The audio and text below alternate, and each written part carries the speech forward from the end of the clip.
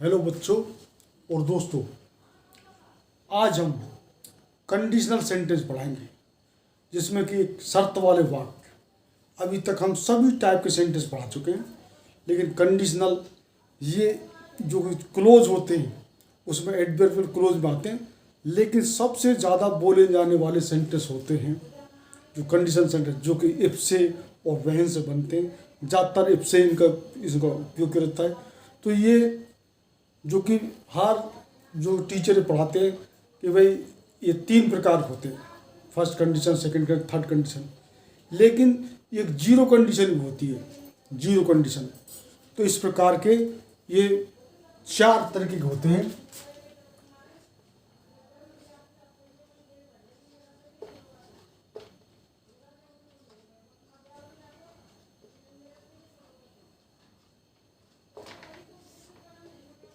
Conditional sentence.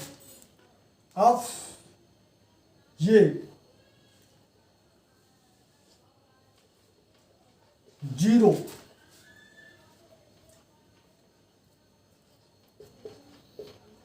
Condition, zero condition कौन से होते हैं? जो कि कोई जनरल ट्रुथ या साइंटिफिक ट्रुथ इसमें होता है।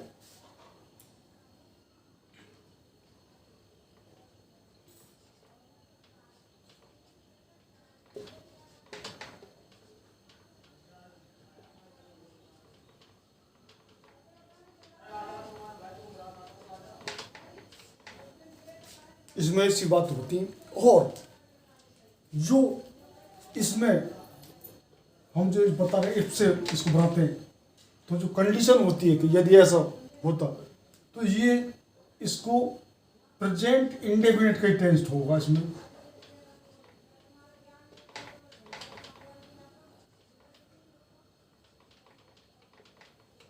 प्रेजेंट इंडेफिनिट टेंस, और जो इसका रिजल्ट वाला जो भाग है वो भी प्रेजेंट में होगा।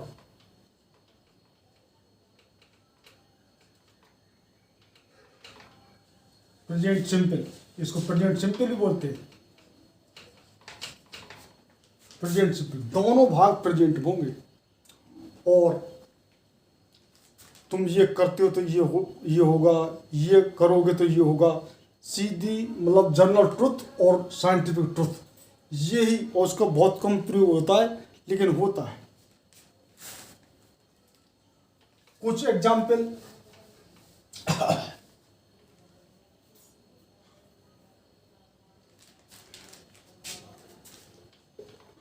इफ वी हीट वाटर, यदि हम पानी गर्म करते हैं, इट बॉइल्स 100 डिग्री सेल्सियस। यदि हम पानी को गर्म करते हैं तो ये 100 डिग्री सेंटीग्रेड पर गर्म होता है। दोनों जो कि सेंटेंस में प्रेजेंट नहीं होंगे। बॉइल्स हम यहाँ पी क्या है, और ये इसमें ऐसी एस लगा नहीं है।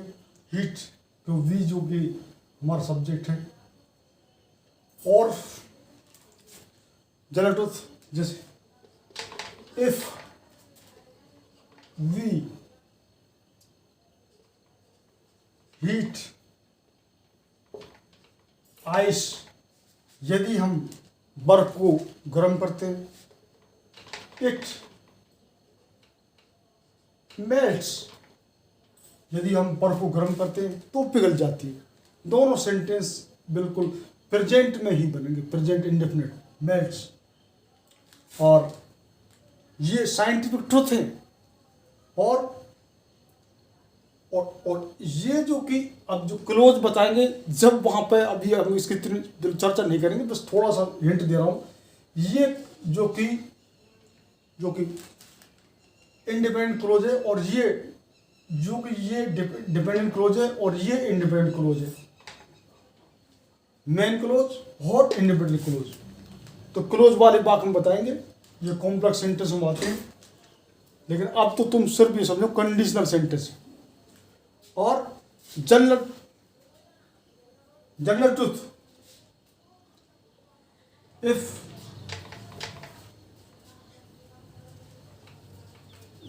babies are hungry,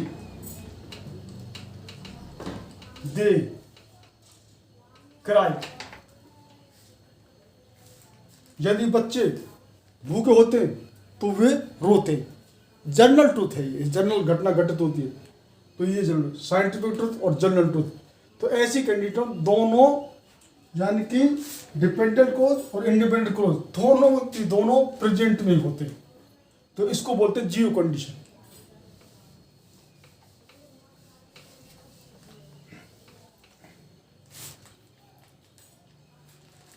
फर्स्ट, ये सेकंड कंडीशन जिसको कि ओपन कंडीशन बोलते हैं।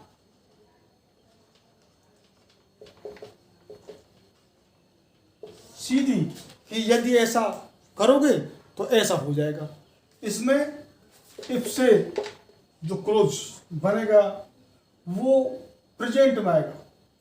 प्रेजेंट सिंपल प्रेजेंट बोल रहा हूँ, मतलब प्रेजेंट इंडेफिनिट। और जो इसका रिजल्ट वाला जो भाग होगा वो फ्यूचर इंडेफिनिट।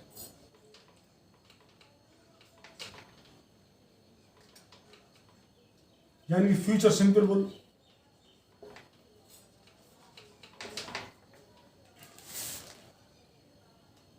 यदि वो यहां आएगा तो मैं पढ़ाऊंगा, शर्त है, सीधी कंडीशन, ओपन कंडीशन।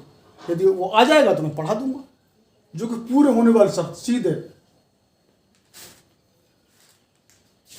और इसके अर्थ में नहीं वो आता है या आएगा किसी प्रकार बोले, जो कि इसमें तो बहुत से क्या गलती करते हैं बच्चे कि तो वो आएगा और ये करूंगा, तो दोनों फ्यूचर लगाते हैं। जबकि जो इफ से बनता है उसमें सिंपल प्रेजेंट और रिजल्ट वाले भाग में फ्यूचर। और ज़्यादातर इसमें शहर का प्रयोग होते विल का ही प्रयोग करते हैं। ये हमने टेंस में पहले ही बता दिया है। इफ he comes here,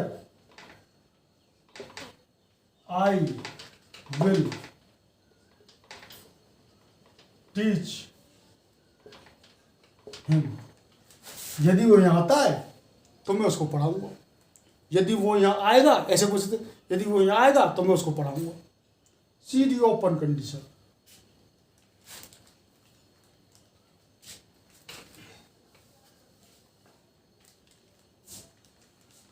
यदि तुम कठिन परिश्रम करते हो तो तुम पास हो जाओगे।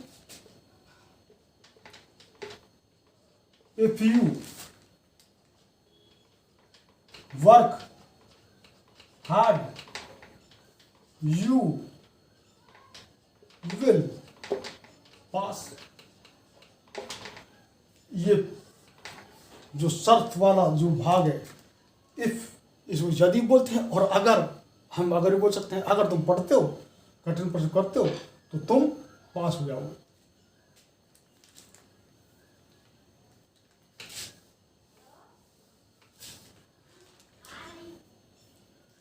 इसको ऐसे भी लिख सकते हैं,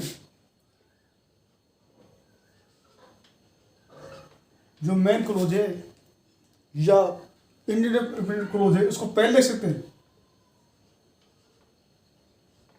यू विल पास। एग्जाम लिख दो, कुछ भी सीधे लिख दो। इफ यू वर्क, सॉरी उसमें वर्क नहीं रहा। If you work hard.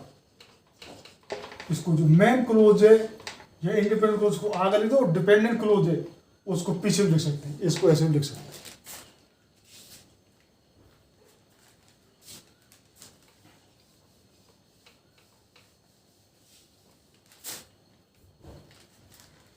तीसरी कंडीशन,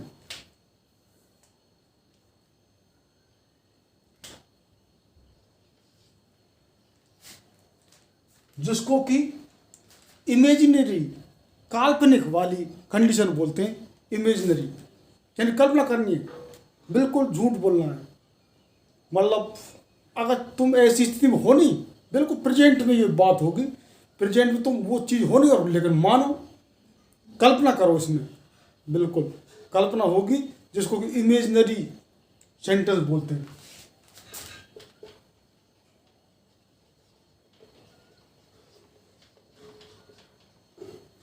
इमेजिनरी कंडीशन।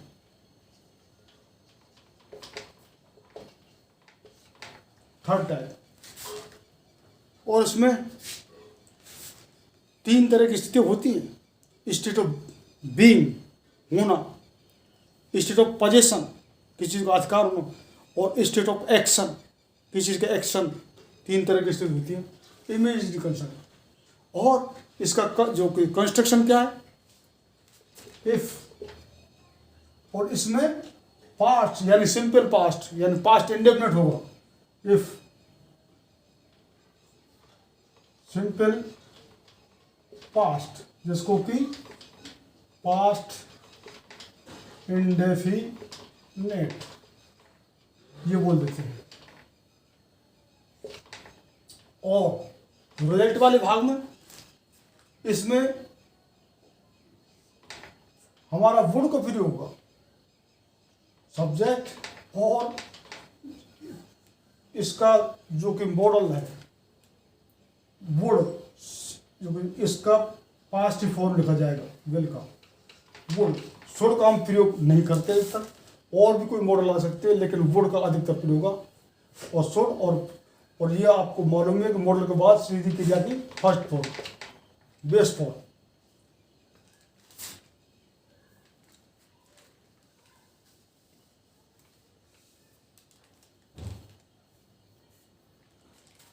यदि मैं पक्षी होता तो मैं उड़ता, ना तो मैं पक्षी हूँ और ना उड़ सकता हूँ। सिर्फ कल्पना की जा रही है, उस टाइप के सेंटेंस बनेंगे। और स्टेट ऑफ बीइंग में जो स्थिति होने के लिए हमेशा वर्ग का प्रयोग, कोई भी सब्जेक्ट हो वर्ग का प्रयोग करेंगे। वर्ग, ये नहीं कि आई वाज कर दें, सबके साथ वर्ग का प्रयोग करेंगे। If I were A bird, यदि मैं पक्षी होता, आई वुड फ्लाई, मैं इन द स्काई कब, मैं आकाश में उड़ता हूं, ना मैं पक्षी हूं, सिर्फ कल्पना करनी है।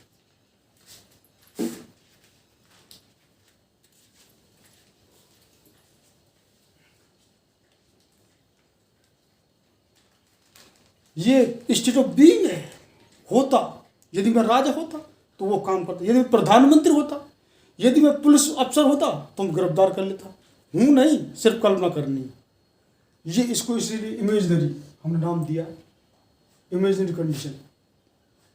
तो और दूसरी कंडीशन पोजीशन वाली, कोई चीज़ आपके पास हो, पोजीशन मतलब अर्थ, यानी मैं तीनों कंडीशन लिख देता हूँ। एक तो बीइंग, और दूसरी position,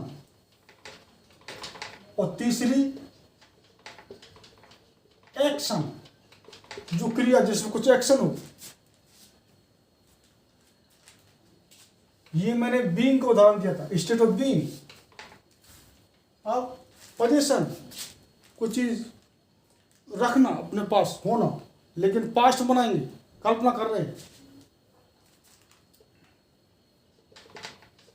if I had money I would help you.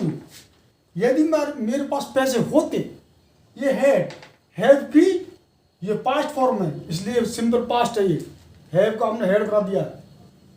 I had money, मेरे पास पैसे था, आई वुड हेल्प यू, मैं तुम्हारे सहायता करता, है नहीं है, सिर्फ कल्पना, इमेजिनरी।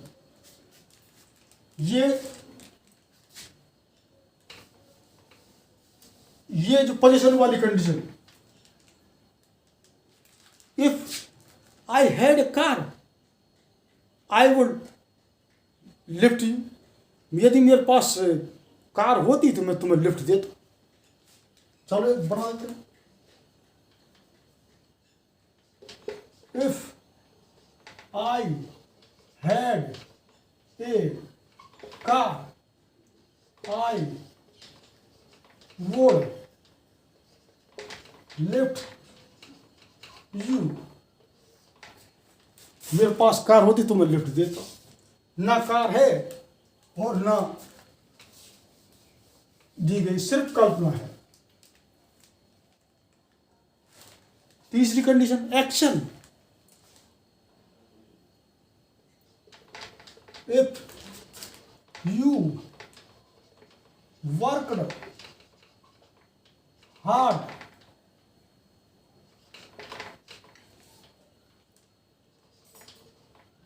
you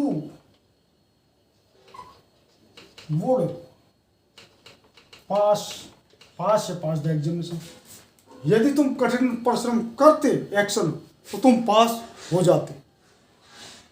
ये कल्पना की जा रही है, जो काम हुआ नहीं।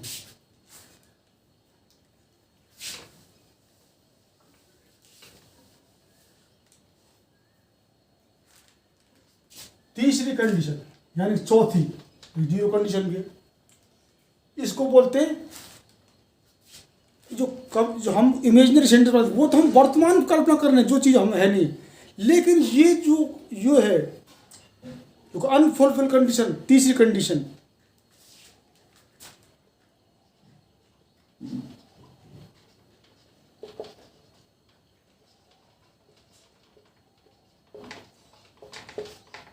बिल्कुल अपूर्ण जो कंडीशन, शर्त, जो कि हम कोई काम जो गुजर चुका है उसकी कल्पना करें, ना तो वो काम हुआ ना होगा, यानी कि जो शर्त पूरी नहीं हो सकती, अनफुलफिल कंडीशन, जो यानी कि भूतकाल की कोई बात।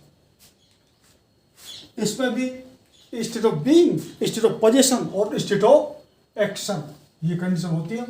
हम एक आध उदाहरण देते हैं।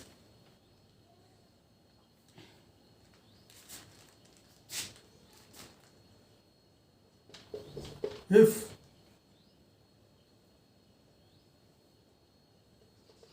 you, हाँ, हम इसका जो कंस्ट्रक्शन है, कंस्ट्रक्शन में क्या करते हैं,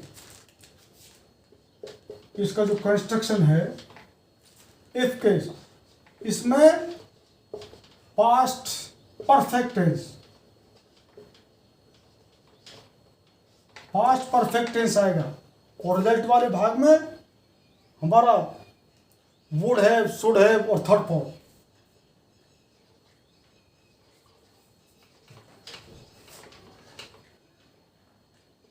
सब्जेक्ट लगो और V3, इसमें ये कंडीशन होगी।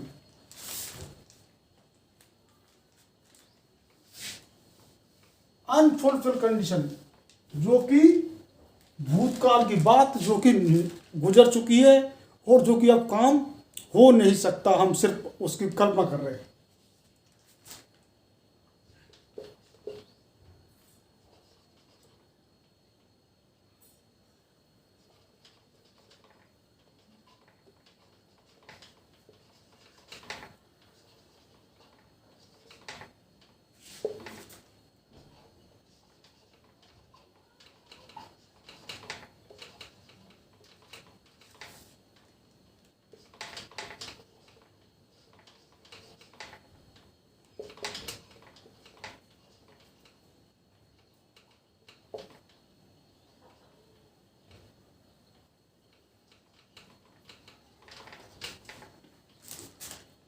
If you had work hard, यदि तुम कठिन परिश्रम करते तो तुम पास हो चुके होते, ये इसका अर्थ होगा। You would have passed with examination, यानी कि तुम फेल हो गए हो, जो कि अब शर्त पूरी हो ही नहीं सकती, अनफुलफिल कंडीशन, यानी भूतकाल की बात। तो ये जीरो कंडीशन। और हमने कंस्ट्रक्शन सब बताया, किस टेंस का क्या प्रयोग करना है और कैसे करना है, सबके एक एक एग्जाम्पल, कुछ 2 एग्जाम्पल दिए, ये हमने किया है। और हमने सभी टाइप के सेंटेंस टेंस के हिसाब से, सिंपल, नेगेटिव, इंट्रोगेटिव, फिर हमने इम्पेरेटिव सेंटेंस और हमने एक्सक्लेमेटिव सेंटेंस, ऑपरेटिव सेंटेंस पढ़ा दी, एक कंडीशनल बने। और ज़्यादा स्पोकन इंग्लिश में तो ये अगर ऐसा होता तो ये हो जाता, ये शर्त वाले सेंटेंस, यदि तुम ये करोगे तो ये हो जाएगा, ये जो कंडीशन है, ये जो स्पोकन इंग्लिश में तो सबसे ज़्यादा प्रयोग किए जाते हैं। और इसको अगर ही बोलते हैं, अगर, इफ को, यदि या अगर ऐसा होता तो ऐसा हो जाता। तो आज अब हमने कोई भी किसी भी तरीके के सेंटेंस, जितने तरीके सेंटेंस बन सकते हैं वो सबको हमने बता दिया है। और जो टेंस को, सभी तरह के सेंटेंस को बनाना जानता है वही सही इंग्लिश बोल सकता है, सही ग्रामर, कहीं जो करेक्ट फॉर्म ऑफ वर्ब का जो टॉपिक आता है, चाहे स्टूडेंट हो, चाहे कॉलेज के स्टूडेंट हो, और चाहे जो बच्चे कंपटीशन देने वाले हो, करेक्ट फॉर्म ऑफ वर्ब का जो टॉपिक वही क्लियर कर सकता है, जो कि सभी तरह के सेंटेंस की स्थिति और किस कंडीशन में और क्या कंस्ट्रक्शन है उसको, और क्या इसकी जो क्रिया की फॉर्म लगाई जाएगी वही सही कर सकता है। और इफ वाले सेंटेंस ज़्यादातर स्पीकिंग में, जो कि स्पोकन इंग्लिश है उसमें प्रयोग होते हैं। तो मैंने अपने पिछले वीडियो में बताया था, यदि आपको इंग्लिश बोलनी है तो आप बिना ग्रामर रूल के सबसे पहले और छोटे छोटे सेंटेंस को उपयोग करके और इंग्लिश बोलिए, फिर आप पे जैसे जैसे ग्रामर की पकड़ हो जाएगी तो आप फ्लुएंट इंग्लिश भी बोलना चालू हो जाएंगे। तो do subscribe my channel and press the icon button to regular update of my videos. Thank you very much.